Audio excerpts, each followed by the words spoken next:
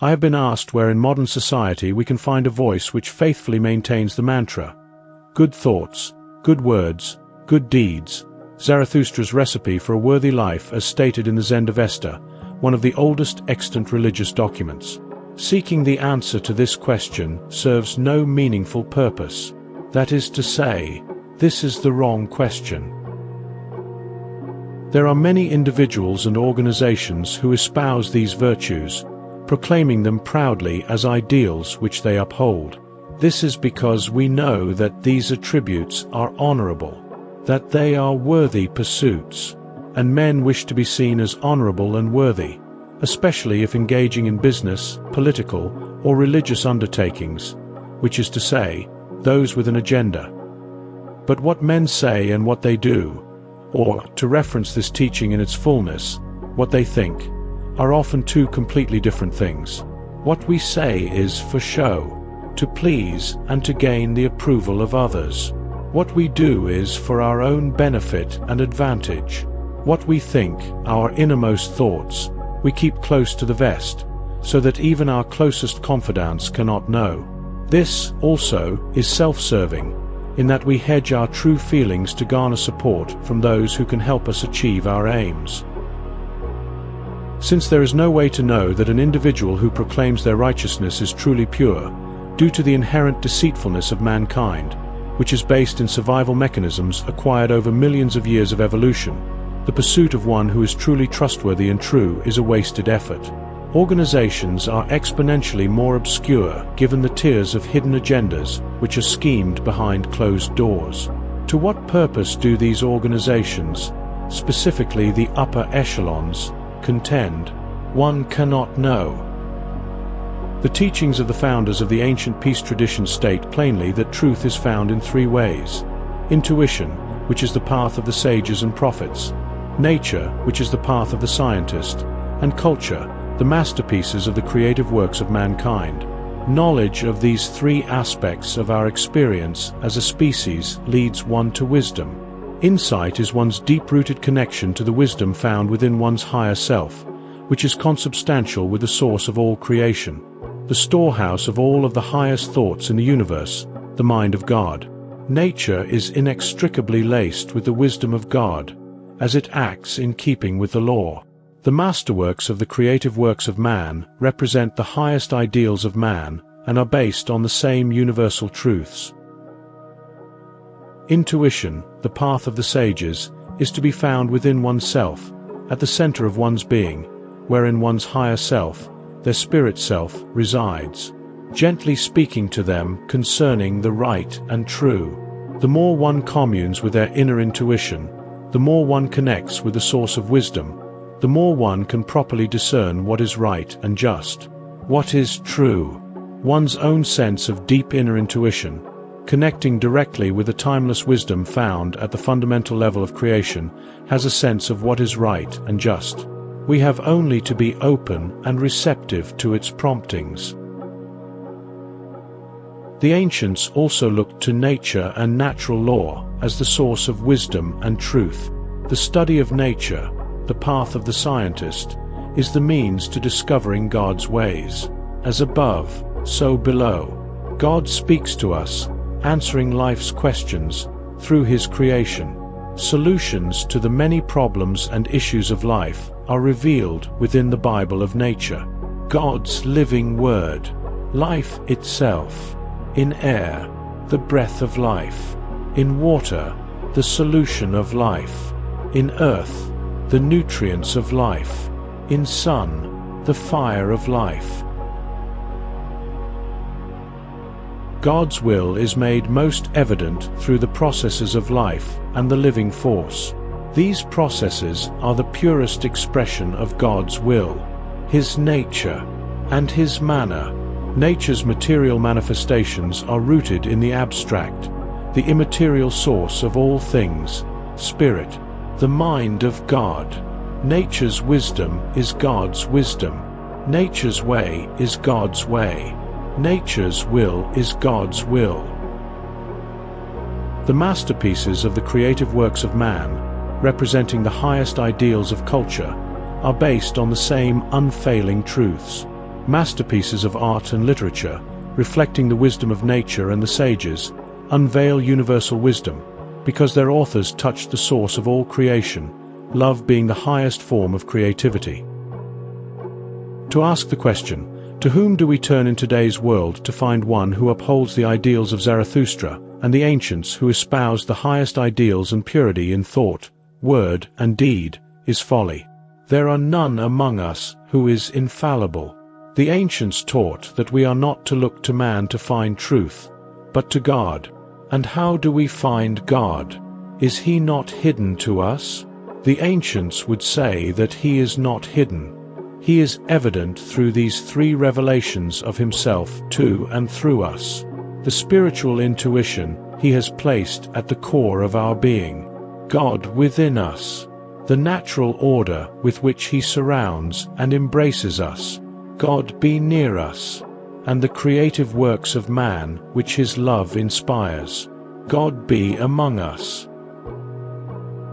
If you cannot see God, you just aren't paying attention. The only profitable search for truth is found within our own inner intuition, nature, and the highest ideals of culture and the arts. From the center of one's being, the natural order, and the masterpieces of man as inspired by the cosmic ocean of thought. If you commune with these things and seek their wisdom, you do not need to seek truth anywhere else. There is an intrinsic beauty and peace to be found within all three of these sources of wisdom. You may say, that is all well and good, but we have to live in this world of men and relationships and transactions. A world where one must garner some degree of trust with others. A world where we depend on others and are solicited by others constantly, attempting to convince us of their integrity and pureness of intention. How do we navigate this sea of influences to operate productively within our societal constructs? The ancients address this very clearly as well. The teachings of the ancients variably but consistently state that, to paraphrase, one is to be known by their fruits, that the product of one's thoughts, words, and deeds is to be evaluated based on how it affects the people, places, and things in their sphere. This requires the passing of time and keen observation. This means that one's trust in an individual or organization must be based on the effects they have within their sphere of influence over time. And because the true inner thoughts of others cannot be fully known, one can only judge the efficacy of their words and deeds, and even this requires caution and consideration.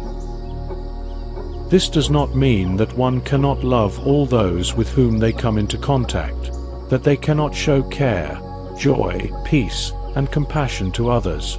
Trust and compassion are not mutually inclusive.